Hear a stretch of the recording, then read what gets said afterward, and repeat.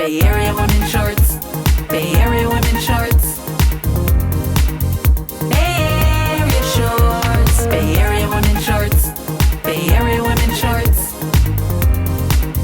Bay Area shorts. How you got started working at Tiffany's? Because the more I found out about Tiffany's, the more I fell in love with the culture and just the amazing history behind. They provided firearms for several wars. The box itself actually has hidden things on it, but the people in India are so good at cutting really microscopic diamonds, really small. And so my heart's always been in law enforcement. Okay. I love it.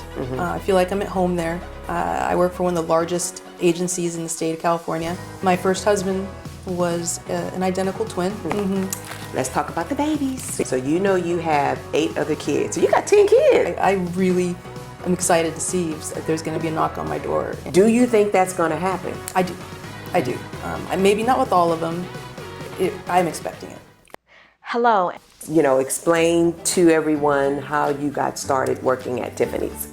So I guess it would start with watching my uncle growing up cut stones, actually on a faceting table, and watching him take these rocks that didn't look like anything and then turn them into these beautiful works of art, which made me kind of fall in love with gemology.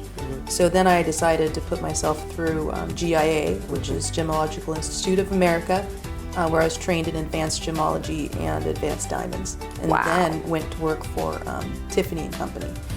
Because the more I found out about Tiffany's, the more I fell in love with the culture and just the amazing history behind Tiffany & Company. Okay, well, so this is a question I didn't ask you before.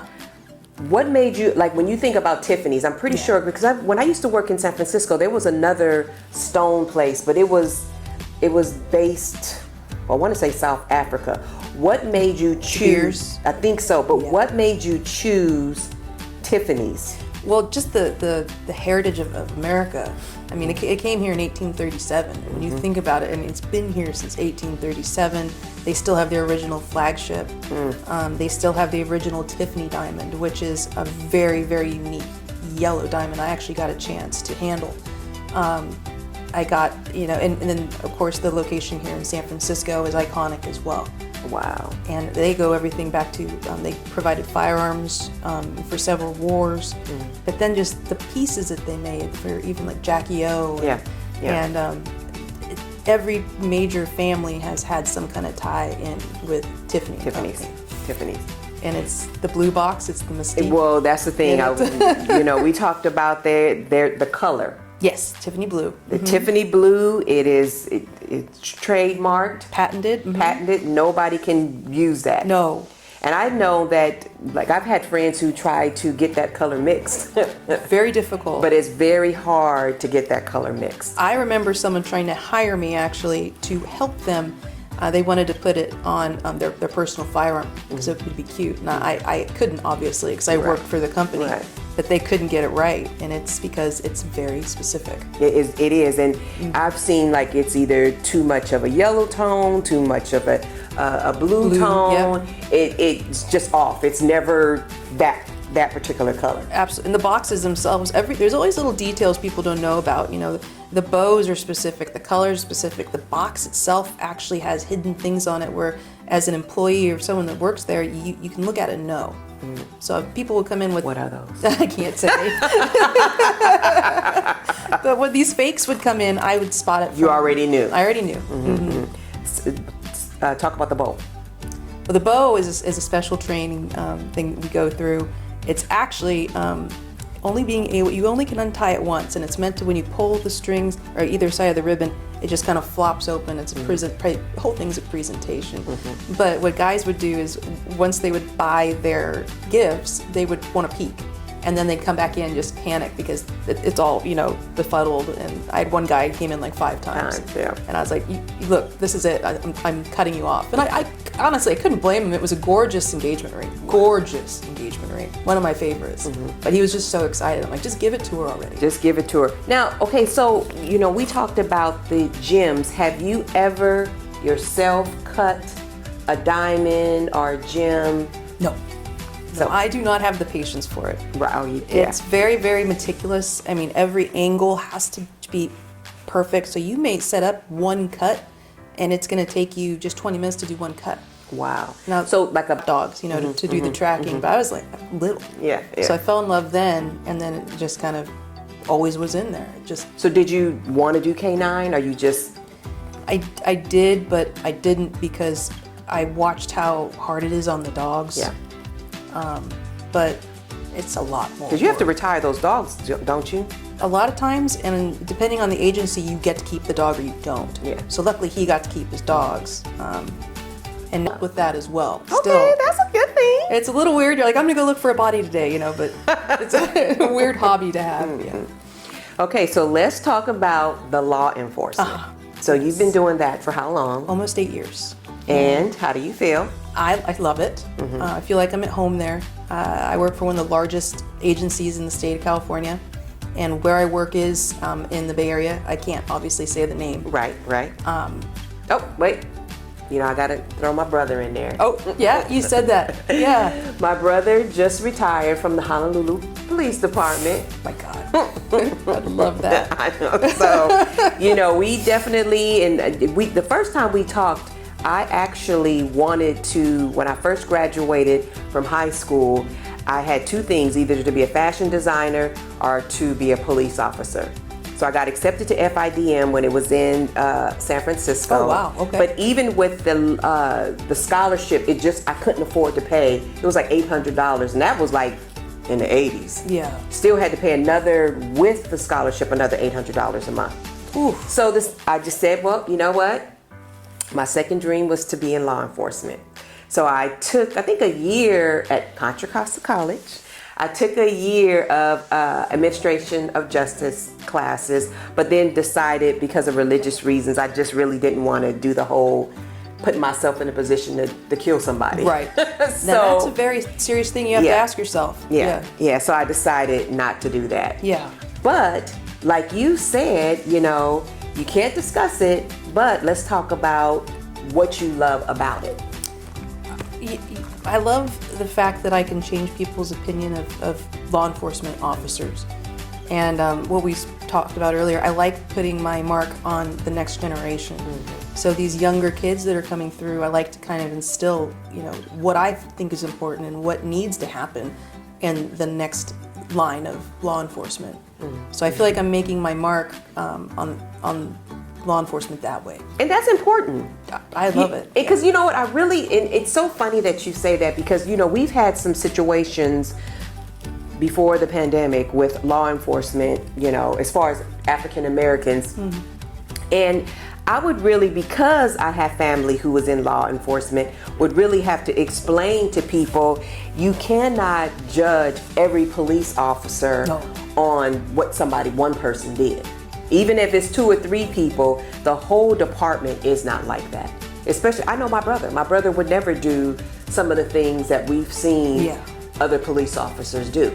And I think that training is going to be the paramount key in changing everything in law enforcement. I think communication needs to be focused on. Important. I think that this, you know, again, this newer generation, they don't know how to sit down and talk to somebody or talk someone off, you know, being upset or just listening to them.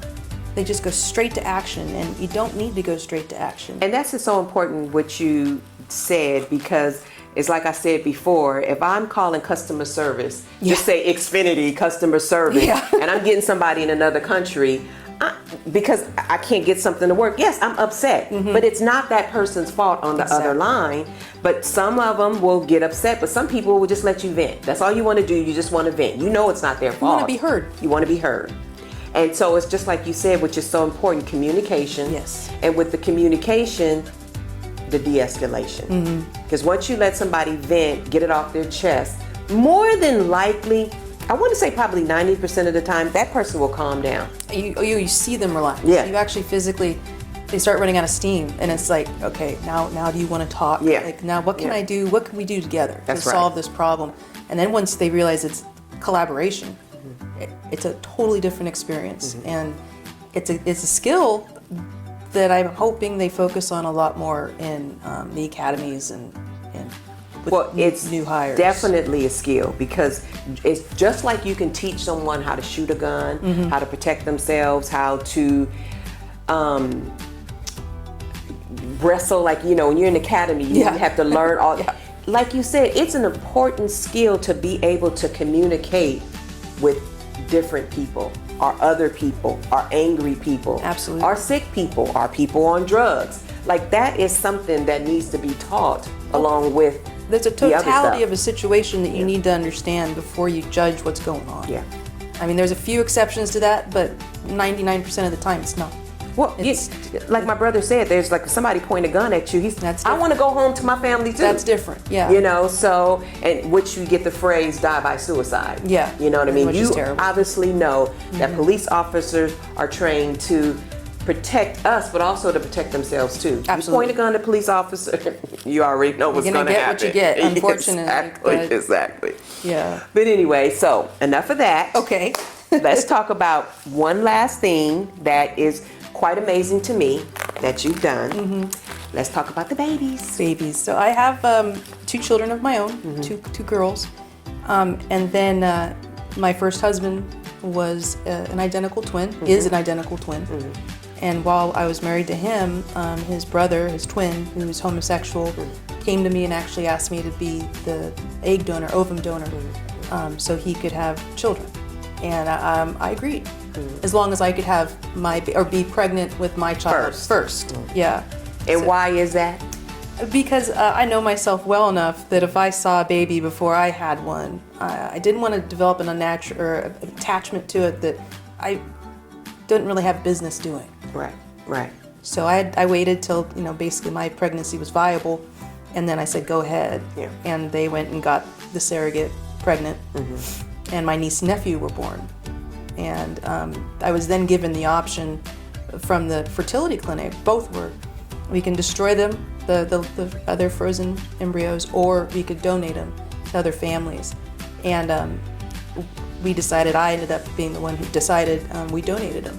Wow, you know, and that's why I say it's really amazing, because you have a lot of people who cannot have kids. Do you know how much money these fertility clinics are making?